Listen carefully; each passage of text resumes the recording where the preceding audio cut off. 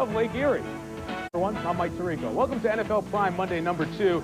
90 minutes of life in the NFL after yesterday and before today. Joining me again, Joe Theismann, Craig James with the quality threads on this week, huh? Hey guys, you know, if San Francisco loses tonight, the division champs from last year, all 6 of them, will have 1 loss, and the Cowboys and Steelers already have 2. Well, you know, Mike, the numbers that are starting to be posted in the league are, I think, indicative of what we're going to see through the course of the entire season. Because of the trades and the great movement in free agency, I wouldn't be the least bit surprised this year to see at least 20 teams finish somewhere between 7-9 and 10-6. Take a look at what Boomer Esiason has done for the Jets, and also take a look at how important Joe Montana was not available yesterday to Kansas City and the difference that made. Well, when you look at schedules now, when they come out in the spring, you can't look down at it and say, oh, here's a gimme, there's a gimme. So much player movement. Look at Philadelphia. Lost 12 players, and they're 2-0.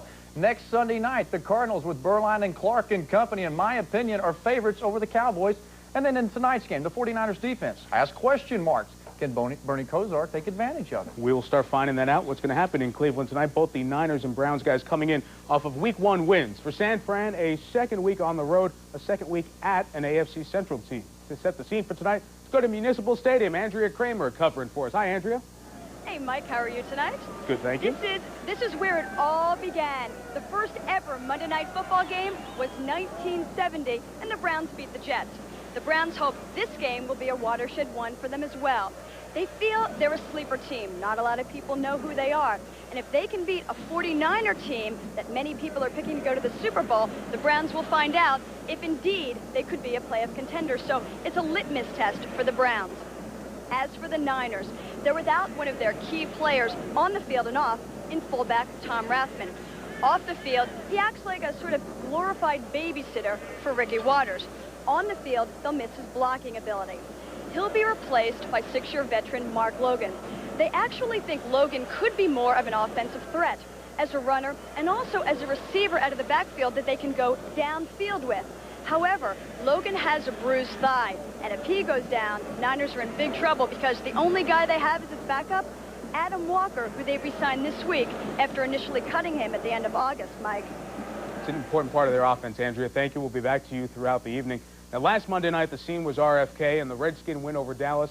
The euphoria lasted 6 days. Not only the loss yesterday to Phoenix for Washington, but they lose quarterback Mark Rypien in the second quarter when Eric Swan rolls over his leg. Rypien injured his left knee in 90, now out 3 to 6 weeks with a right knee injury. Like I said, I was excited because it wasn't something that would take the whole year away from me. And having only 1 game in the next 3 weeks, you know, I'm looking and shooting for Miami myself. Well, Rip had an MRI exam today, and here's our Chris Mortensen now to tell us the effects of the injury to Rypien. Mort? Well, Mark might be looking forward to returning in 3 weeks, but the Redskins realistically are looking at 6 weeks. They have 2 byes during the next month and a half, and their target date is November 1st at Buffalo. Now, who's going to quarterback for the Redskins? It's going to be Kerry Conklin. He had a disappointing training camp. They did bring in Rich Gannon. Gannon will get more snaps this week, but definitely Conklin against Philadelphia. And an emergency quarterback will be, Craig, a running back of all people, Brian Mitchell. Which could be ugly, Mort. I think they ought to call Mr. Theismann sitting next to me.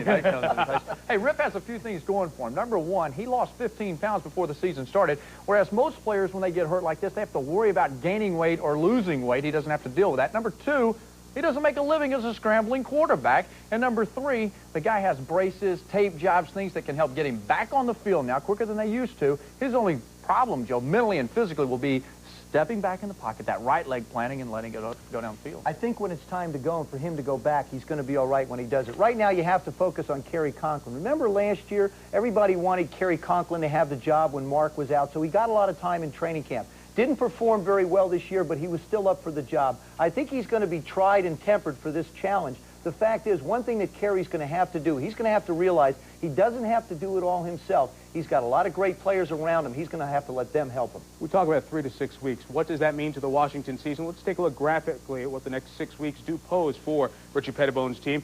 And as Mort mentioned, the 2 bye weeks. A lot of people don't like it, but I bet the Redskins like it right now because it could work in their favor in getting Rypien back. Still difficult games on the road at Philadelphia, at Miami, and who knows, at Phoenix, the way the Cardinals are playing. Mort's back in a bit with new info on Emmitt Smith and the turmoil in Dallas. Also the QB scoop in Atlanta. Later, Julie Brown backstage with the NFL's all-time pass catcher, Jerry Rice. And next, we do some X's and O's. on the Niners and Browns. All right, great man. NFL Prime Monday is brought to you by Isuzu, makers of incredible four-wheel drive. By McDonald's, what you want is what you get at McDonald's today. And by Logo Athletic, authentic team apparel. We continue on Monday number 2 for us. It's the in thing in football, the 49ers style offense. Cleveland quarterback Bernie Kosar made an interesting point this week. Other teams can plagiarize the Niners offense, but they can't perfect it. To look at one key reason why the offense works, the do's and don'ts of defending it. Also, let's open the Prime Monday playbook. Check in with Ron Jaworski at NFL Films. Jaws, how you doing tonight? I'm doing terrific, Mike. Great to be back with you again. And you are correct. Everyone is trying to plagiarize the 49ers system. And some teams are successful. But the one thing you can't plagiarize is Steve Young and Jerry Rice. Let's take a look. This play shows just how the 49ers, with formation and motion, set up defenses to create the matchups they want. Here, wide receiver Odessa Turner is lined up in the backfield, but he'll go in motion to the right side of the 49ers formation. Pittsburgh defensive back Rod Woodson will follow Turner across the formation. This gives Steve Young a defined pre-snap read of the Pittsburgh defense. And that read is double zone, with the two Steeler corners 7 yards off Jerry Rice and John Taylor, and the safeties in too deep position to prevent the deep pass.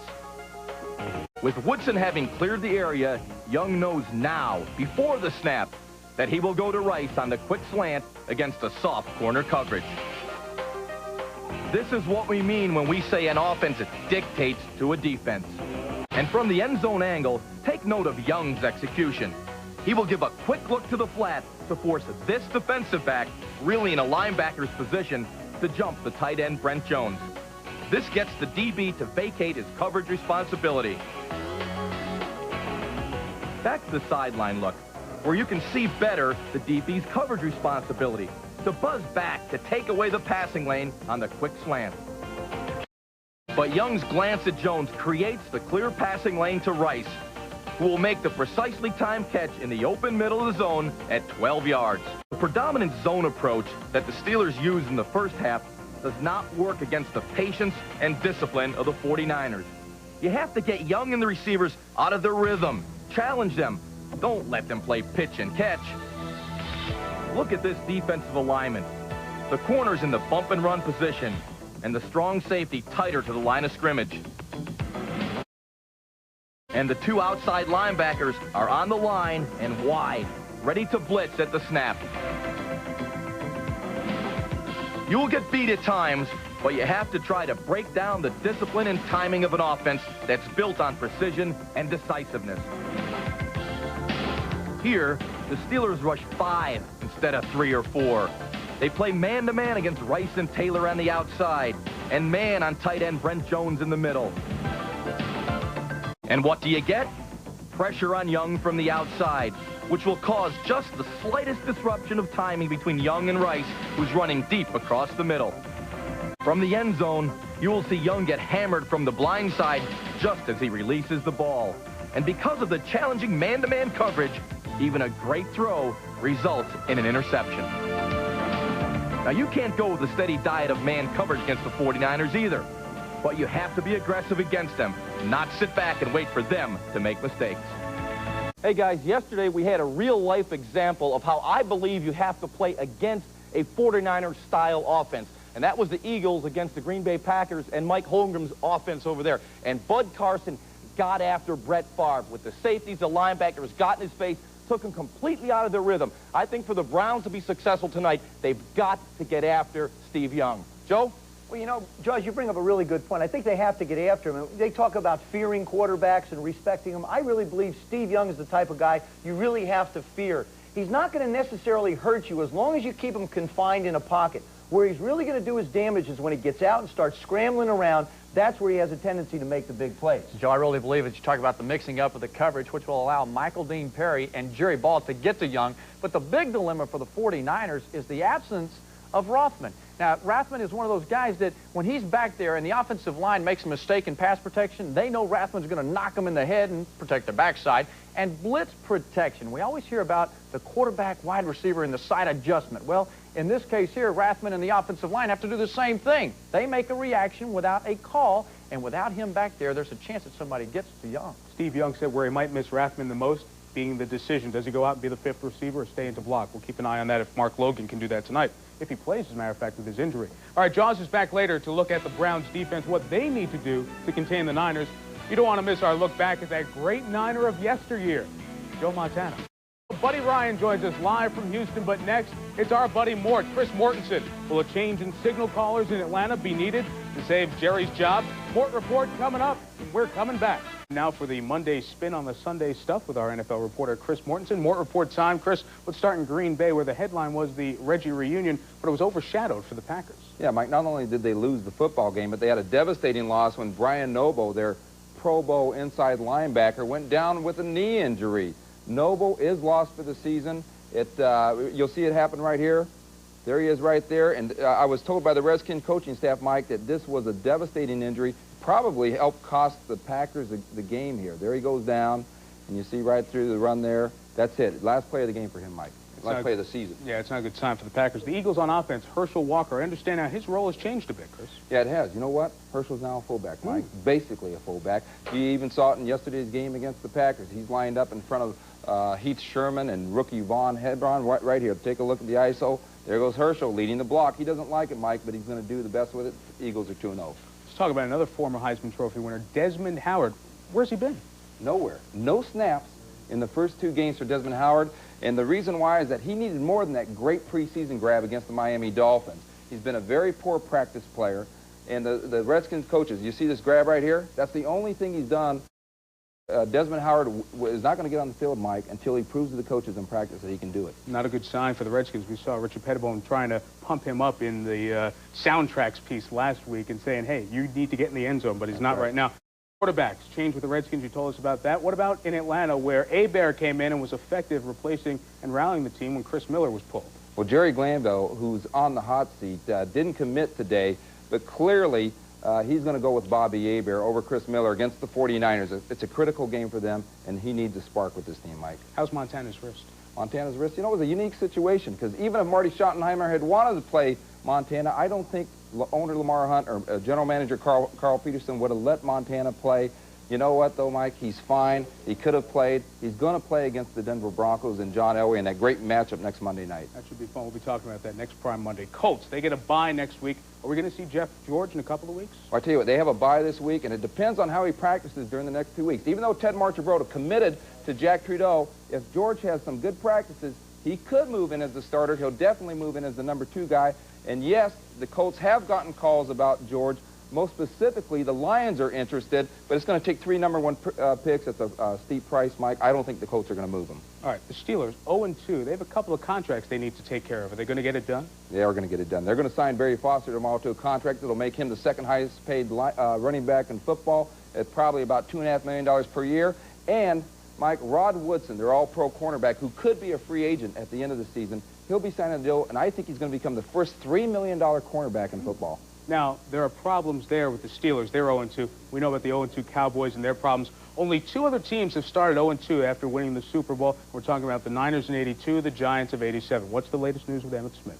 Latest news with Emmitt Smith is that Jerry Jones had Mike McCoy as financial officer call Richard Howell, Emmitt's agent, today, and basically issued an invitation for Emmitt to participate in talks this week. That depends on if the Cowboys improve their offer, I think. I don't read a whole lot into it, but the fact that they're talking for the first time in the week means something, Mike. Emmitt, not the only problem in Dallas. What about the kicking story, Mort?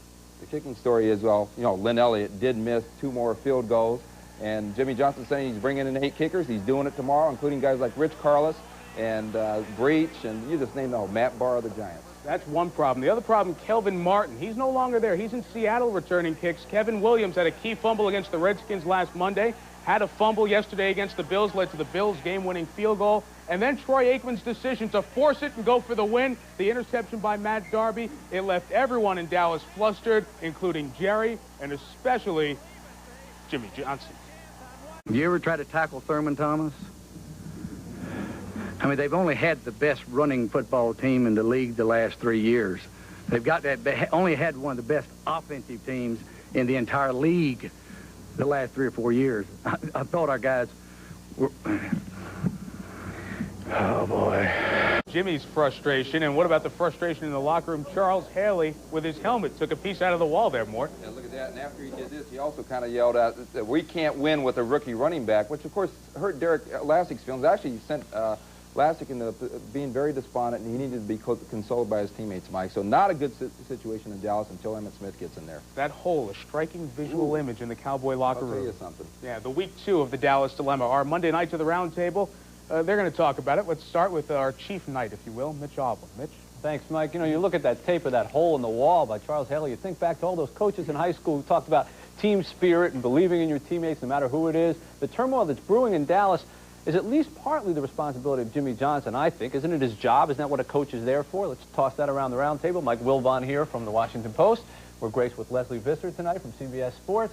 And, of course, Skip Bayless, author of The Boys. The boys are acting like boys and angry men. But doesn't some of it fall on Jimmy Johnson? The mood of the clubhouse? I agree in principle with your point. But Jimmy Johnson is losing control of his team, of himself. And I blame it, unfortunately, on a man I have defended more than anybody in Dallas, and that's Jerry Jones. What a sad and tragic situation. Jerry Jones, I just spoke to him a couple hours ago, is not going to sign Emmitt Smith this week. He's going to sacrifice the 1993 season for the 94 and 95 salary cap.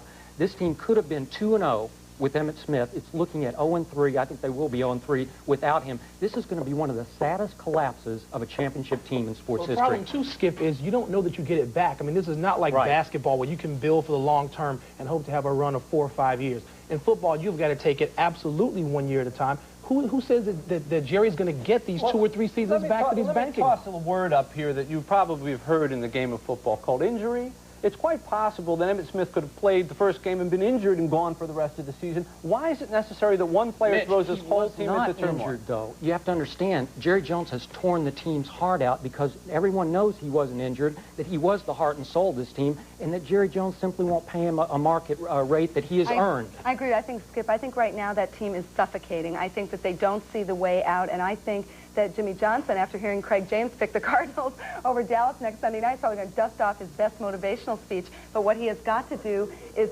say to the team whatever his feelings are about the absence of Emmitt and the controversy of Emmitt and make that clear and then go on with it. I think if you see them sign Cleveland Gary, that will not be a good sign. I don't mean to make this simplistic at all, but he is not the first holdout. He is not the first guy to ask for money. He's not the first guy to have a run-in with an owner. And he is not the first Super Bowl MVP to have that problem, too. So Mitch, he's the most important holdout, particularly at that position, I think, since John Riggins in 1980. He's the most respected Dallas Cowboy, and Jerry Jones has given this team and its coach a very convenient excuse to lose. I think it's important that Jimmy stays with that team. I don't think it's that bad that Jimmy has really lost control, seemingly. Let's talk about the team that beat Dallas yesterday, the Buffalo Bills. Now, everybody, of course, talking about, God, if the Buffalo Bills get in the Super Bowl again, everyone is going to be an NFC fan. There won't be anybody left. Can America take them back in the Super Bowl again? First of all, everyone is not saying that. You know, Mitch, if it were up to you... I spoke to everyone. If it were up to you... I did, before I got here, you would throw the Bills out of the league and make them play their way back in. That is just wrong. What happened to perseverance in this country? Now, first of all, the Bills, to me, are like, and I know he's not one of your favorites, he's like the Yvonne Lendl of the NFL. Now, before you laugh, everyone made fun of Yvonne Lendl. He was the second best person in his business in the world for years. He finally broke through and won a number of championships, and now he's considered a great champion. Oh, well, once he won, nobody liked him anymore. They liked him better as a second, and that may be the problem with Buffalo. Buffalo is, if it's not Buffalo, what's the alternative? Denver? I mean, I actually think Denver, after 2 weeks, is the best team in the AFC, and it is the exact same story. I think Houston is the best team in the AFC, as it proved even without Joe Montana in Kansas City yesterday. And I just think that you better be careful about Buffalo. Just because they beat New England and team turmoil in Dallas, I don't think I'm ready to project them into the Super Bowl. Well, you know, if they did get back, it would be a hell of a story. And if they did win, it would probably be the greatest accomplishment of all time because everybody's against them and saying they can't do it. Well, the problem is that they're just not the most romantic team. You know, the M&M boys, Marino, Montana, Moon, that's who people want. But give Buffalo a chance. Well, this romantic team will be back later on in the show in another segment of the Roundtable. Mike? Here, Leslie, all we are saying is give Buffalo a chance. Still ahead, a rare look at San Fran's sensitive guy, superstar Jerry Rice, a musical scan of Steve Young's road to success. And next, we'll go live to Houston for the most quotable coordinator, Buddy Ryan. Buddy, how you doing? You're coming up next. Stay with us. Interceptions Boomer, back-to-back 300-yard games. The last time he did that, the last two of '89, just happened to be Bruce Kozliff's last two games as the offensive coordinator in Cincinnati. Here's more of today's reaction to yesterday's games.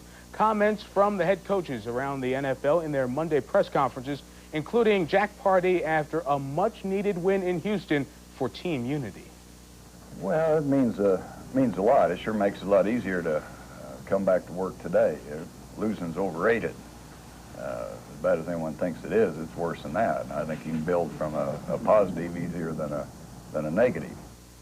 Well, is all well after all the, quote, backbiting, unquote, in Houston after this last week? Let's find out by going live to Houston and find out what the defensive coordinator of the Oilers, Buddy Ryan, thinks. Buddy, thanks for joining us. I guess our number one question, I read a quote where you said you took part of the defense out before the Kansas City game. Is that true? No, I don't think that's true. I told them we were going to simplify it, but the way it worked with Kansas City, we ended up having the whole playbook ready. Buddy, Mike Ditka, old friend of yours, on NBC yesterday said that Joe Montana, if he was playing instead of Dave Craig, Montana would have picked the defense apart. Is there any truth in what Mike said? I think he'd have had a hard time picking it apart. Of course, Joe Montana's the greatest quarterback that I guess was played. Joe Namath's my favorite. But, you know, with the pressure that we had on him, I don't see how any quarterback could have picked anything apart. Speaking of quarterbacks named Joe, Mr. Theismann? Buddy, listen, I believe in looking at your football team and remembering your '85 Bear football team, I feel like that you have better talent on the defensive team that you're coaching now in Houston than you had on that '85 football team. What's your opinion? Well, I think when we get Wilbur Marshall back and we get Lee Williams back and we get Lamar Latham back, we're going to be a real physical football team, and we're going to play it the way they play it in the NFC East and the way the Bears played it. So I think you're looking at a defensive team that in 2 or 3 weeks down the road, maybe 4, we're going to be a dominant defense. Craig? Coach, a lot of people around the league, a lot of fans around the league, considering all the situations and the things that have happened within the locker room, wonder how the players feel about you as a person. Well, I think there's a lot of respect for me here, just like there has been everywhere I've ever coached. You check with any player that ever played for me on offense or defense, they think a great deal of Buddy Ryan, and these players here do too. I think the situation here in Houston has been blown out of perspective real bad, but that's life in the NFL. That happens everywhere, so we don't worry about that. We just go out and win football games. Buddy, you mentioned defensive players. I think we'd be remiss if we didn't talk about Ernest Givens, because there were some comments after you were allegedly quoted as saying the Oiler offense, the run and shoot, is a chuck and duck, and Ernest said that you should keep your comments to yourself. We asked Ernest if he wanted to comment about that tonight, and he said he didn't. Let me get your thoughts on what Ernest Givens had to say. Does it do any good for the team to have members of the offense and the defense not getting along? Well, I don't know. I've been on a lot of teams, and, you know, you have 45 individuals, and they're all different, so they all don't get along all the time, as you know. And the thing that happened back when they first put the offense in here, the 4 wide receiver offense in here with Jerry Glanville, that's when I called it the chuck and duck. I haven't been going around broadcasting the chuck and duck here, but, you know, people remember that quote, so they keep bringing it up. And so, you know, but they call the 46th defense the Bear, the Eagle.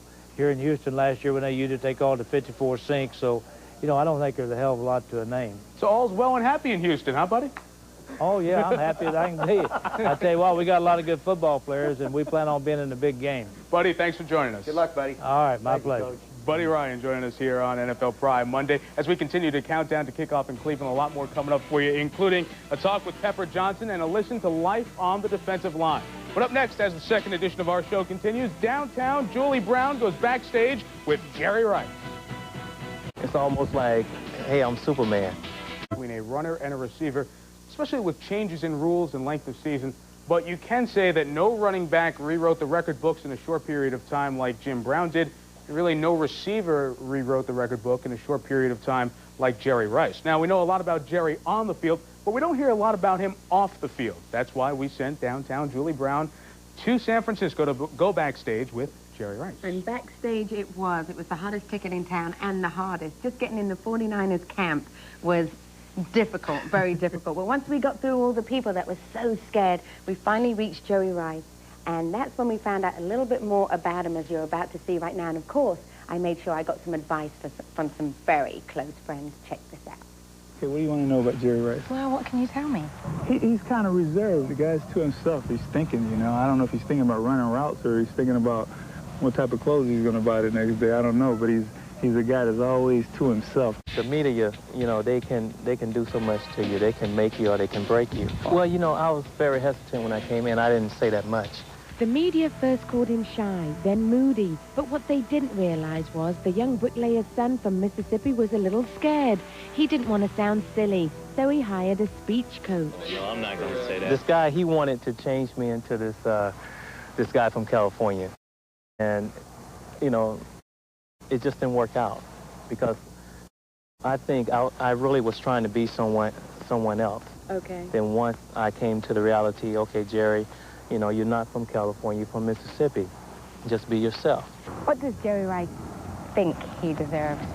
There's no telling what my potential might be if I had a contract, say, like Steve Young, something similar to that. How much do you make anyway?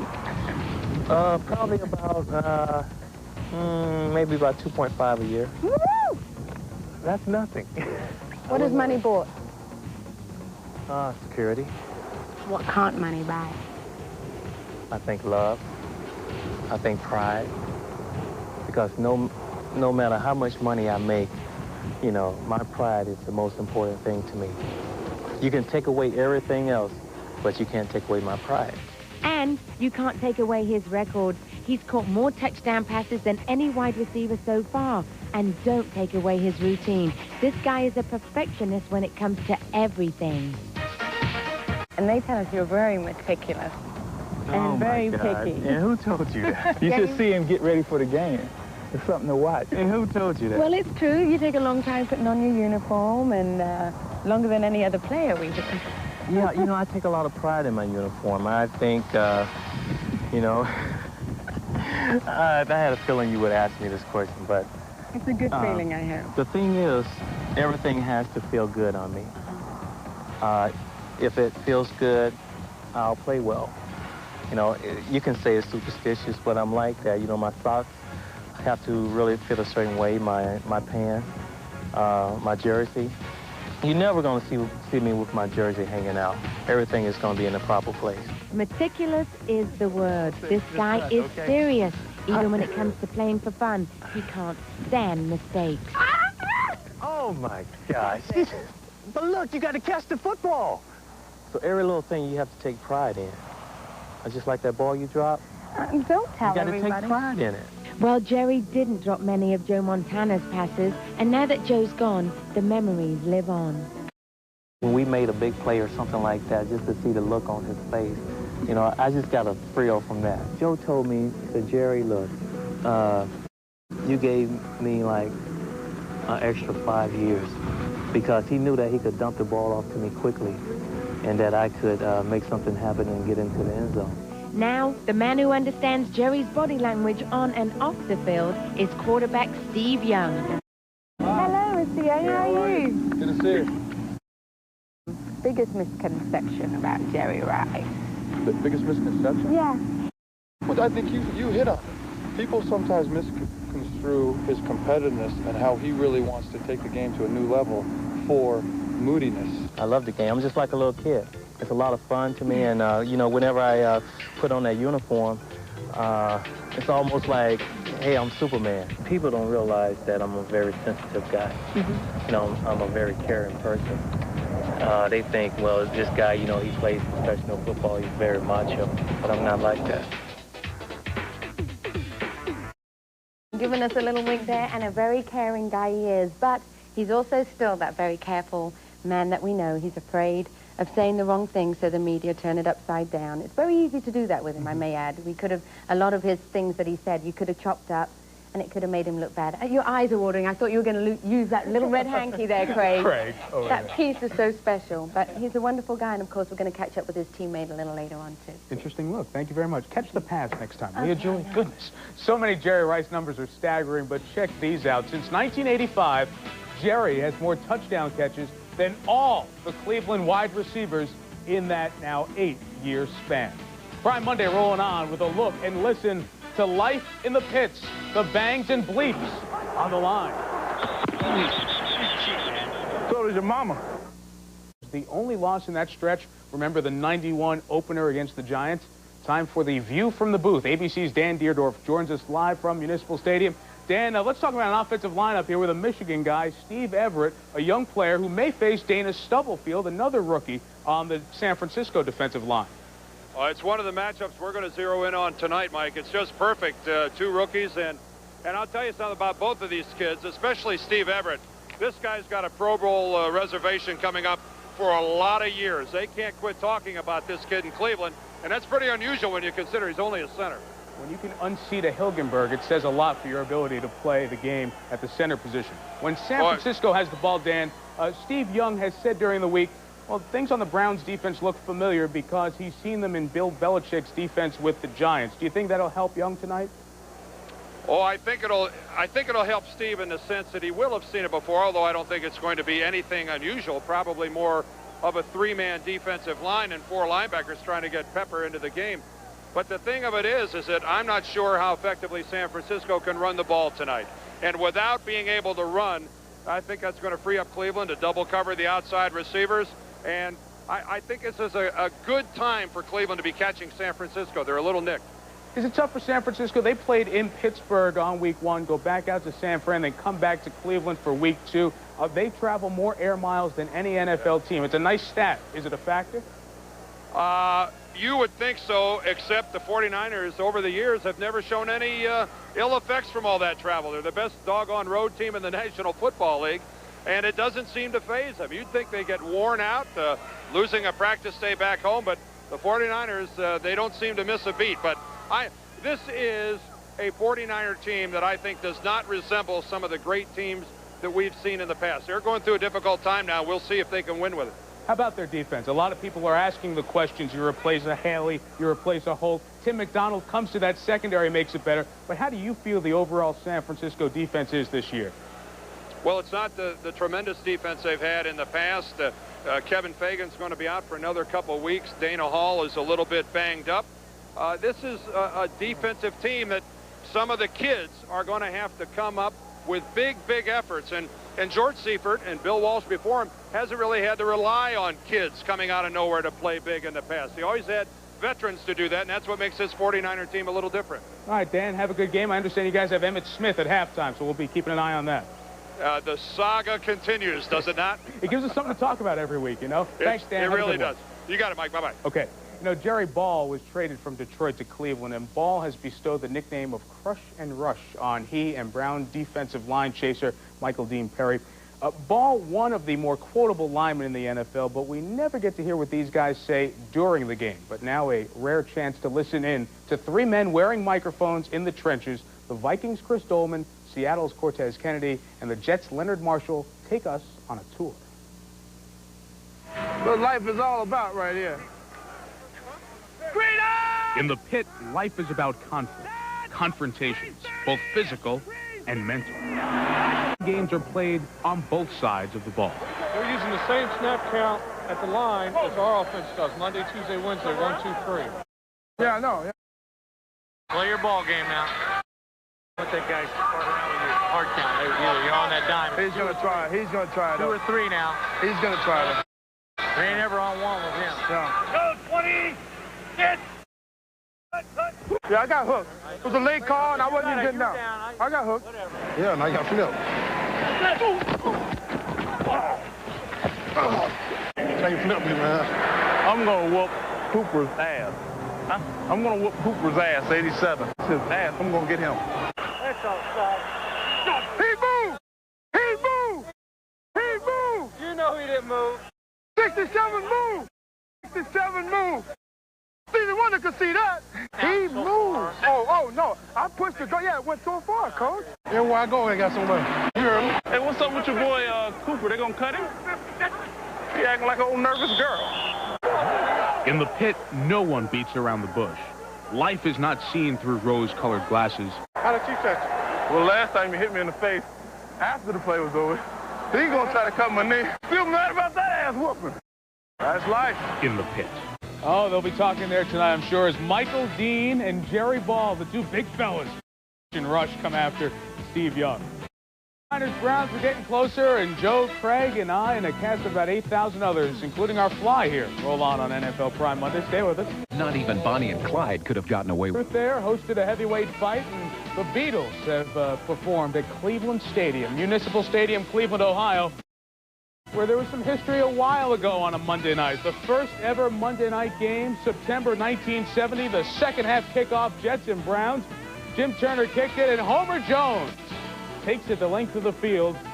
Picked up that great block, too, to go 94 yards. Cleveland led the Jets, the defending Super Bowl champs at that point, 21-7. Then Joe Namath back to pass. He will get picked off by linebacker Billy Andrews at the 25 and scrambles in for the touchdown. The first ABC telecast of Monday Night Football, 31-21. Keith Jackson did the play-by-play of this game back in September of 1970 as the Browns beat Broadway Joe. A Brown star of an era before Monday Night Football, Jim Brown, now a consultant with the team. He got the game ball for such a great pregame speech last week. He's there to watch the Niners tonight. This is friction. Of the Niners getting ready for the Browns.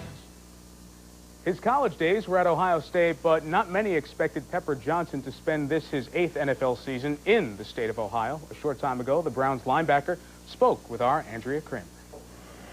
Thanks very much, Mike. Along with Pepper Johnson, only been with the Browns 2 weeks, but a nice homecoming for this former Ohio State Buckeye.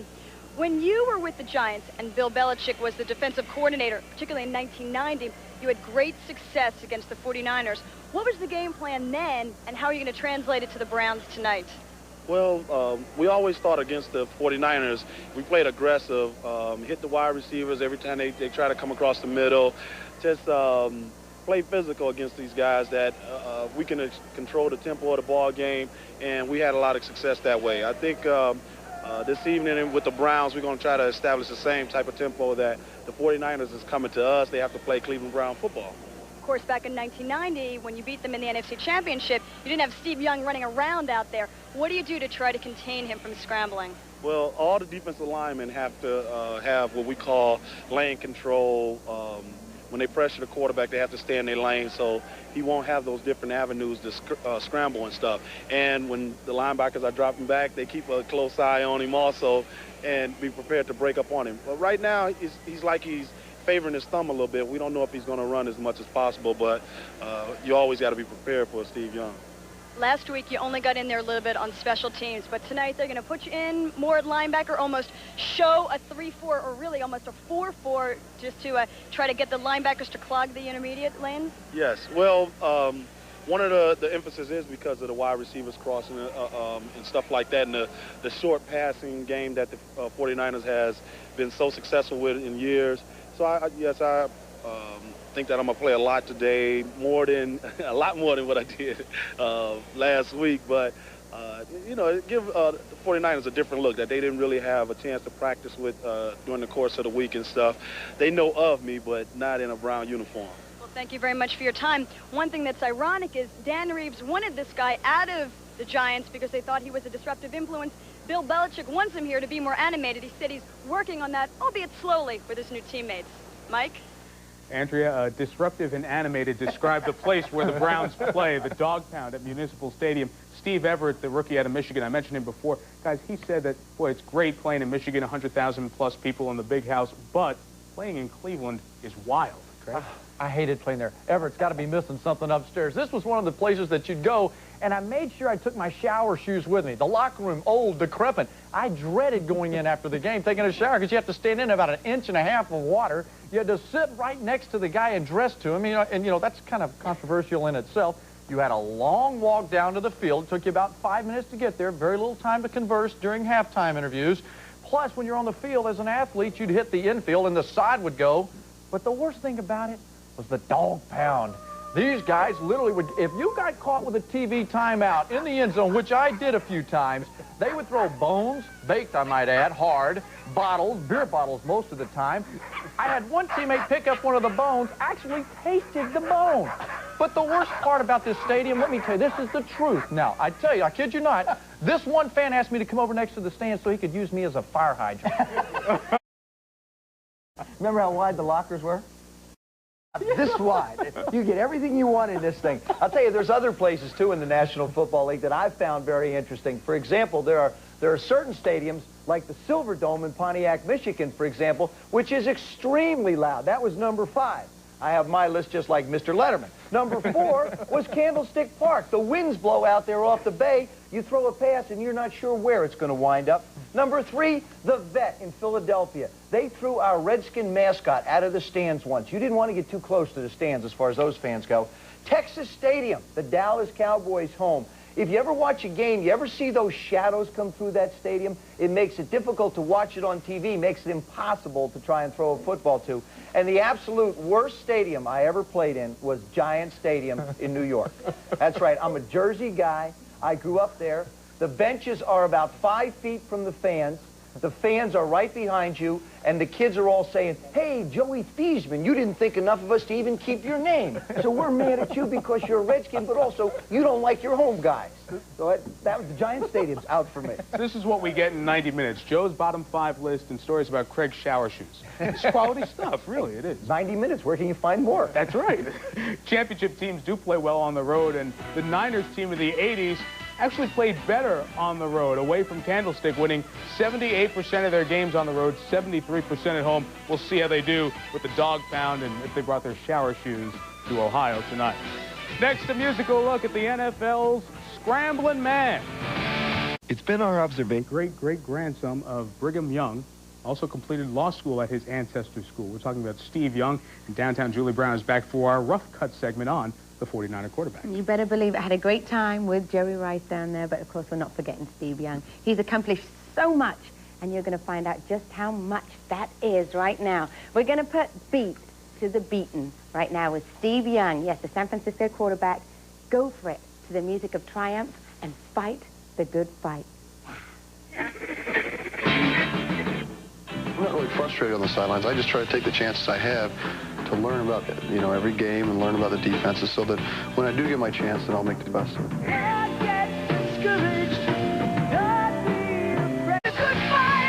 Be the consummate quarterback, orchestrator of an offense. Joe Montana is the person that you want to be near to learn from. So now it is 1st and goal at the 7. And Young looking to the end zone. Great look at a great run and a pretty darn good player, Steve Young. To talk more about Steve and some other Niners, I'm over here with the Monday Night to the Roundtable and Mitch. And by the way, Mike, we're taking applications for new nicknames for the table. We've been discussing it. Someone called us last week the Knights of the Roundtable, and Leslie came up with the Round and Profound table, which I like. So crowned. I'll get out of your way, you neighbors. We'll get on that. Steve Young, you saw him in the video there. Interesting topic in that he is the highest paid player in football. Now, Michael Jordan makes more money than anybody in basketball. Nobody disputes it. And Barry Bonds, I didn't check my watch lately, is the king of baseball. What about Steve Young? Does he deserve to be the highest paid player in the National Football League? You know, Mitch, Steve Young doesn't need my pity. He doesn't need anybody's pity. But I sort of feel sorry for him because he suffers simply from not being Joe Montana. I was in the Bay Area last year for a Redskin 49er game. A woman calls in, live radio, and says she wants Steve Young to break a leg so that Joe Montana can play. I mean, that's the kind of thing this guy's faced with. He had the best year last year of any quarterback in the history of the NFL whose name is not Joe Montana, but because he's not Joe Montana, he still is not appreciated as he should be. Michael, is he not Joe Montana? Why? I just can't figure this out. Why did they give up Joe Montana? Again, I don't think that Dallas would have won at San Francisco if Joe Montana had been allowed to start that game in place of Steve Young.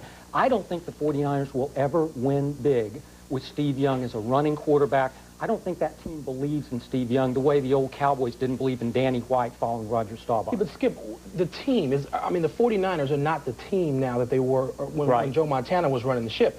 I mean, they don't have the same cast. I don't think you'd be saying that if Joe Montana were running their ship right now. Well, I still think that Steve Young, with a similar cast, can produce and even win a Super Bowl. I want to pull back from something that, speaking of the money, and Steve Young makes a lot of it, but Jerry Rice, I don't know if you caught on that piece that was on there before, and he was joking around, but he made the crack, $2.5 million, that's nothing, as he threw the football up in the air.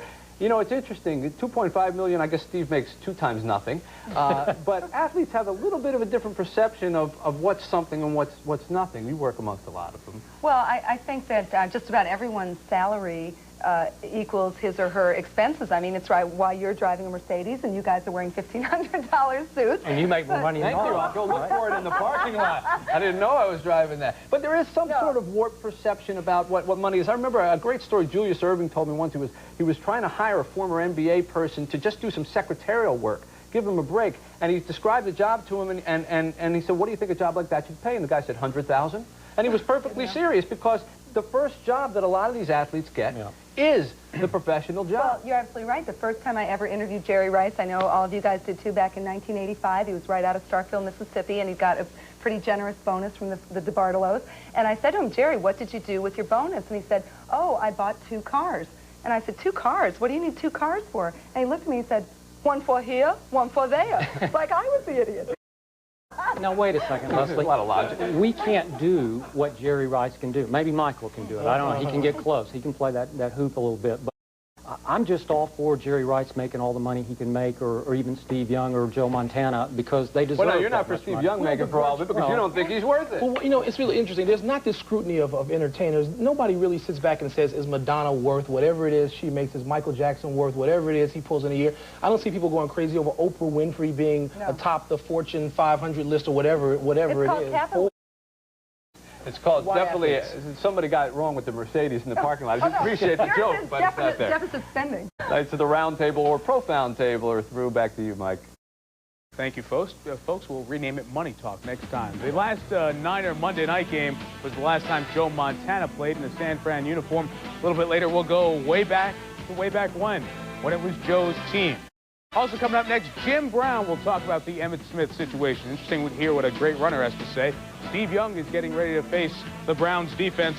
We will look at what the Browns do defensively when we do more Chalk Talk with Jaws. Ron Jaworski coming back when Prime Monday continues.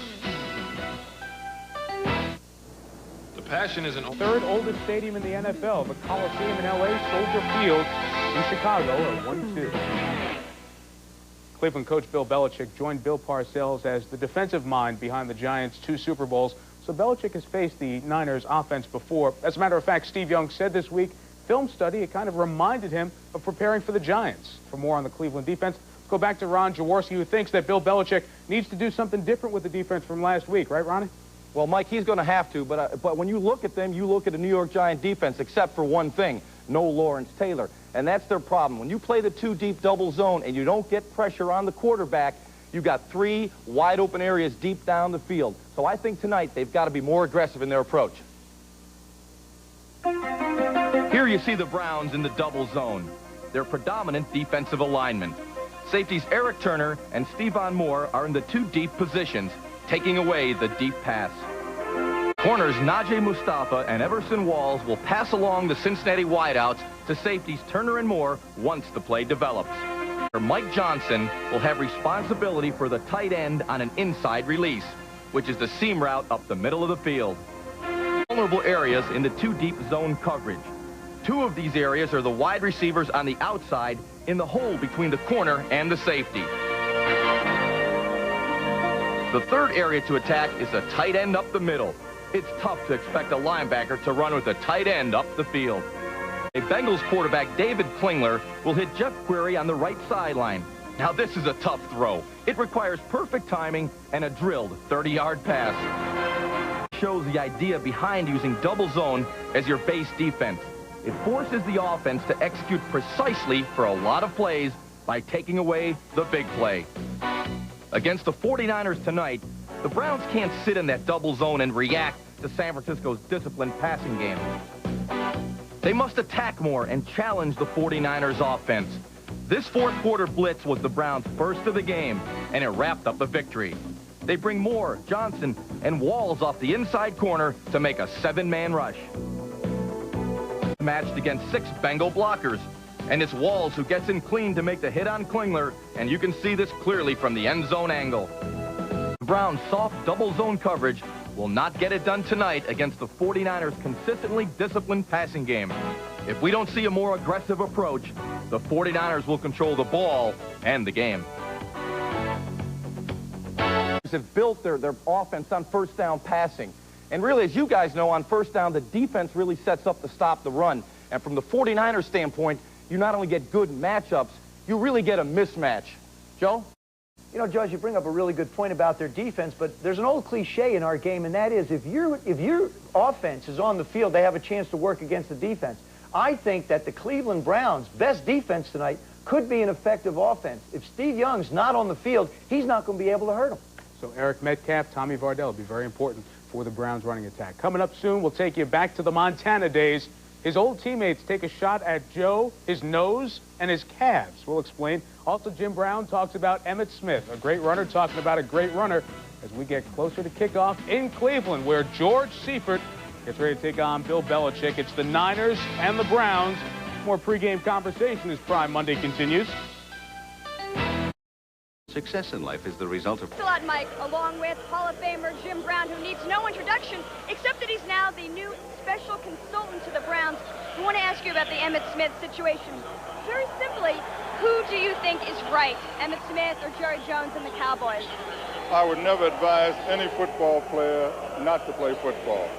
That's my answer. In other words, I don't think any player should hold out. I don't think the players should strike. I don't think they have the liberty to really do it, because the only thing they can do is showcase their talent, and most of them can only play 9 years.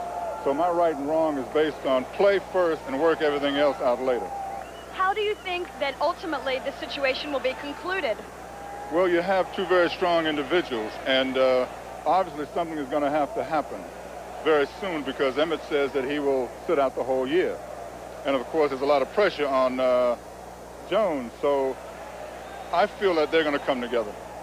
Thank you very much for your time, especially on such short notice. Jim Brown, let's head back to Mike Tirico. Thank you very much. Thank you, Andrea and Jim. From a current Hall of Famer to a future one. Look back at Joe Montana's Niner days coming up. For more on this and some old quarterback named Joe, here's Chris Berman with this week's Distant Replay. Mike, thank you very much.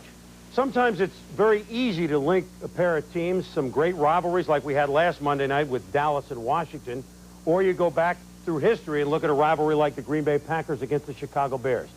But how do we drum up the Cleveland Browns against the San Francisco 49ers? I mean, one's a team on the Great Lake, the other one is a team on the left coast. Do they have any common bond? Well, they played a couple memorable games the last couple decades, but actually, if truth be known, we go back. Dare I say, back, before the two of them were members of the NFL. From 1946 to 1949, Paul Brown built a dynasty in Cleveland. His Browns won every championship in the short-lived All-American Football Conference with Otto Graham at the controls. Cleveland's biggest rival, the San Francisco 49ers, led by number 63, quarterback Frankie Albert. In the 4-year history of the AAFC, Albert and Graham threw for a combined 17,000 yards and 153 touchdowns. But it was Cleveland that won all 4 league championships, including a 21-7 win over the Niners in the 1949 title game. In 1978, a fading O.J. Simpson makes his debut in a 49ers uniform in what was to be his last stop on his way to the Hall of Fame. But this day belonged to the Browns and their new coach, Sam Rutigliano. With the score tied at 7-all in the second quarter, Brian Sykes called for the end around, and rookie tight end Ozzie Newsome rumbled 33 yards for what proved to be the winning score. By the late 80s, the word dynasty was being used to describe Bill Walsh's 49ers. And like Paul Brown, Walsh had a championship quarterback. In November of 1987, Joe Montana found Jerry Rice early and often. Rice caught 3 of Joe's 4 scoring strikes in his 348-yard performance. Montana carved up the Browns 38-24. Joe Montana. Yeah, I vaguely remember a Joe Montana who played for the 49ers. But let's face it, when you think 49er quarterbacks, you think of John Brody or Wyatt Tittle or Frankie Albert, as we saw, or Billy Kilmer or George Myra or Scott Bull. I mean, you don't usually think of Joe Montana, do you? But we spare no expense here on Prime Monday. We went into the vault and found some rare footage of some guy named Montana playing quarterback for the 49ers. In our distant replay section tonight, it's time to go back into the time vault and look at young Joe in San Francisco.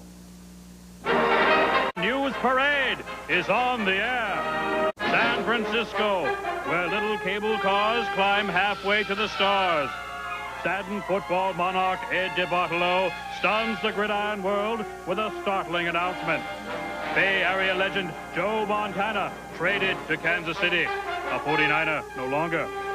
After 14 seasons, 9 playoff appearances, and 4 Super Bowl trophies, the Montana era comes to a close. His story begins under the Golden Dome of Notre Dame as a Western Pennsylvania schoolboy phenom leads the Fighting Irish to a national championship. Even so, a doubting NFL waits to the 3rd round before the 49ers draft the mop-top Montana. Well, when the first time I saw Joe, I thought he was the foreign place kicker we had signed.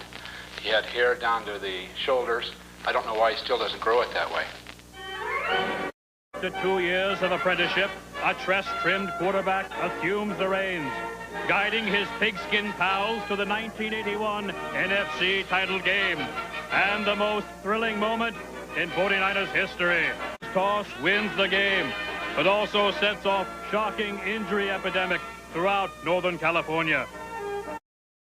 You know, I've got 20 stories of people who got injured on that play. A guy jumping into a ceiling fan, and some guy jumping off his couch and broke his ankle, and some guy hugged his wife so tight he broke her rib. I mean, all kinds of people getting hurt on that one play. The hobbled fans soon forgive the golden-armed signal caller, who carries San Francisco to 4 world championships. His ascending fame spans the globe, and yet the 49er field general must still hide a shameful, ignominious secret from his adoring public. Well, poor Joe. Day after day, he would get beat trying to get the tape in the goalpost. They'd stand underneath the goalpost for 15, 20 minutes trying to see who would get the tape in the hole on top of the goalpost. Joe would lose every day.